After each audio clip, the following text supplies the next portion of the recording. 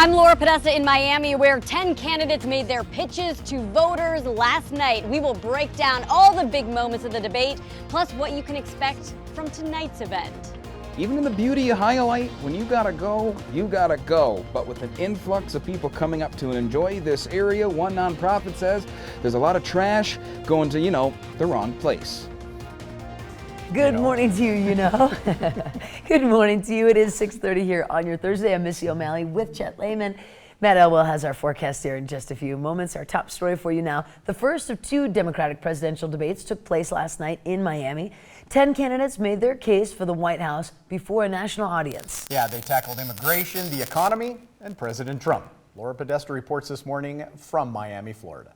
One small part of this. I'm talking about a comprehensive rewrite of our immigration laws. I think that you should do your homework. We're going to make sure that For 2 hours. Healthcare is a basic human right, and I will fight for basic human rights. 10 Democratic presidential candidates went toe-to-toe during an NBC News debate on issues like health care. I am just simply concerned about kicking half of America off of their health insurance in 4 years. Afghanistan. You have to stay engaged in these situations. As a soldier, I will tell you that answer is unacceptable. We have to bring our troops home. They also talked about immigration, making their case both in English. I would sign an executive order that would get rid of Trump's zero tolerance policy And in Spanish, hoping to court Latino voters. La situación ahora es inaceptable. When people come to this country, they do not leave their human rights at the border. The debate last night took place here in Florida, a key battleground state, and where President Trump kicked off his re-election campaign a week and a half ago. While the president tweeted the debate was boring, the biggest threat to the security of the United States is Donald Trump. Democrats on stage took him to task. I don't think we should conduct foreign policy in our bathrobe at 5 in the morning. Some publicly stated their views on whether impeachment proceedings should begin. we must begin impeachment now. This is not the number one issue the American people ask us about. The candidates were largely focused on each other and their party. This Democratic Party has to be strong and bold and progressive. 10 more Democratic contenders will take the stage in Miami tonight. Laura Podesta, CBS News, Miami. Now, tonight's debate features more of the perennial frontrunners, including Bernie Sanders, Kamala Harris, Joe Biden, who, by the way, is leading in the early polls. And although he didn't make the debate stage, Montana Governor Steve Bullock did get some face time in Iowa yesterday. Yeah, town hall featuring only Bullock was broadcast live in Des Moines. Bullock answered questions from Iowans on a number of issues. Among them, what he would do to fight climate change and what he would do to make housing and college more affordable, saying, unlike some Democrats, he is not in favor of forgiving student loans for everyone. Bullock also talked about making sure Social Security is there for the long haul. So as president, I would not only honor our commitment when it becomes to Social Security, but we've got to figure out either from an additional revenue perspective or just the frugality in government to make sure that we can fund so that not only you can be assured that what you've paid into your lifetime you get, but so I can be assured of that for me as well. Now, Bullock was also asked about the crisis on the southern border, saying there needs to be an orderly system of immigration and taking a shot at the Trump administration. And this is in part, candidly, a creation of this own administration. At the same time that we've had individuals wanting to come for asylum, substantially cut back humanitarian aid and aid to the Central American countries. So we need to have an orderly system for getting asylum, and it really is also a bureaucratic mess. Now, Bullock will get more airtime tonight with another live town hall broadcast in New Hampshire, and that's where the second Democratic primary will be held in February. Staying on the political scene for a moment, the first 2020 candidate for state auditor is officially in the race. Republican Troy Downing, Big Sky businessman who ran last year for the U.S. Senate. Downing says that he's a political outsider and a businessman who wants to shake up the status quo. He came in third in a four-way Republican U.S. Senate primary last year, losing to Matt Rosendale, who went on to lose to U.S. Senator Jon Tester in the 2018 election. The Office of State Auditor is an open seat next year because the incumbent Rosendale is running for the U.S. House. So far, no Democratic candidate has emerged for the 2020 auditor's race. And another Republican has joined the 2020 race for Montana's open U.S. House seat. Now 3 men are competing for the GOP nomination next year. Helena farmer and rancher Joe Dooling kicked off his campaign yesterday. Dooling, a longtime Republican Party activist who chairs the Lewis and Clark County Republican Central Committee. He's taking on Republican Auditor Matt Rosendale and Secretary of State Corey Stapleton in the GOP primary next year.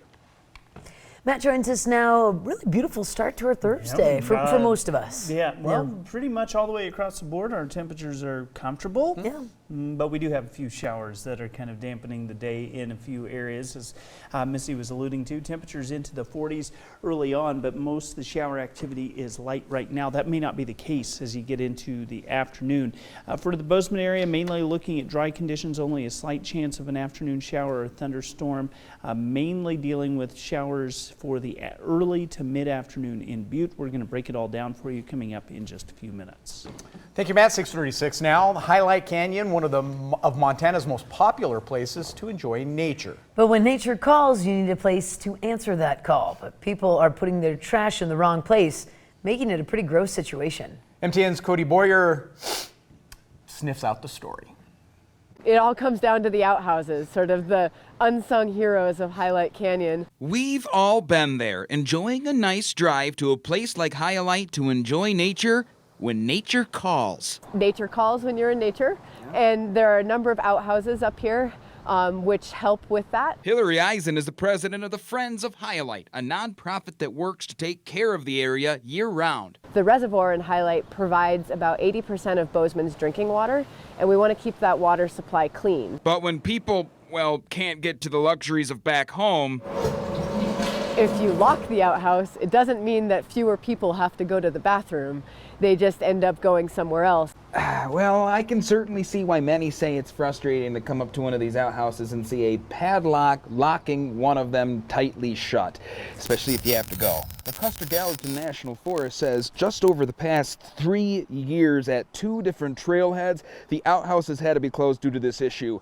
And it costs about $500 to $800 just to pump them out. According to the Friends of Highlight, who monitor this road constantly in the area, per average, about 5,000 cars plus drive through here, so they're being used a lot. When those vaults fill up, you either got to pump it or lock it. And when trash gets in there, pumping it can't happen. It's really hard to get it out of there. The guy whose job it is to pump that outhouse has to actually pick it out by hand. So he's in that vault picking out your diapers and your pop cans. So Eisen says there are 2 ways to help. You could donate. We are working on raising money to help contribute to pumping outhouses in Highlight. Or take out the garbage you brought with you. Pack it back out. There is no garbage service in Highlight, and the outhouses are not trash cans. The Friends of Highlight have a way for you to donate to their cause online at highlight.org. In the meantime, the Forest Service has since hired a service to also help get to these outhouses more often.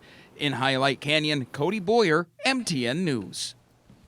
6:38 now, shifting gears a bit. A 79-year-old man from Redding, California is dead after the motorhome he was driving crashed into the Big Hole River north of Dillon yesterday afternoon. Montana Highway Patrol says the man and his 73-year-old female passenger were driving north of the highway when the vehicle drove into the median close to 3 o'clock Tuesday afternoon. Vehicle hit an embankment, rolled into the river. Driver died at the scene. Passenger was taken to St. Patrick Hospital in Missoula with injuries.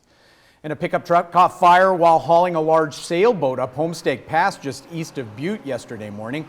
Firefighters from Jefferson County and Butte responded just before 9 o'clock to the westbound lane of Interstate 15 to put out the fire to the truck that was hauling the boat. Traffic backed up for about 2 hours in the westbound lane. Fortunately, no injuries were reported.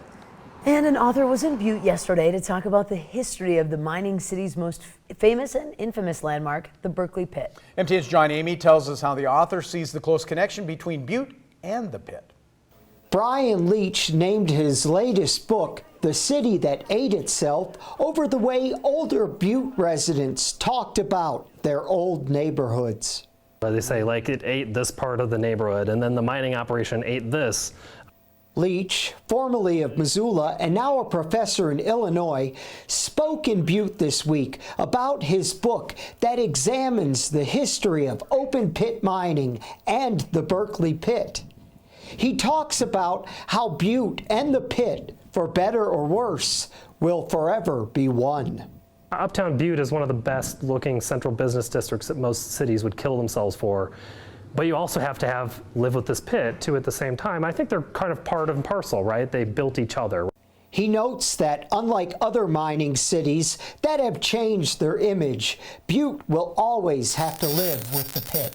And you could bicker and change how you're going to fix it, right? Or, solve the problem, but you're still going to have to perpetually manage it. Leach added that he's impressed how involved the public has been in the recent Superfund cleanup as the final record of decision plan is being drafted. It's good to have community members knowing what's happening, be really aware of the kinds of decisions that are being made, sometimes on their behalf. Making peace with the pit. In Butte, John Amey, MTN News. Now, the book that we're talking about, The City That Ate Itself, is available at local bookstores. Catchy title. Yeah, pretty interesting. Yep. Yeah, you hear that title and you're thinking, wow, got to read that one. We do have to take a quick break.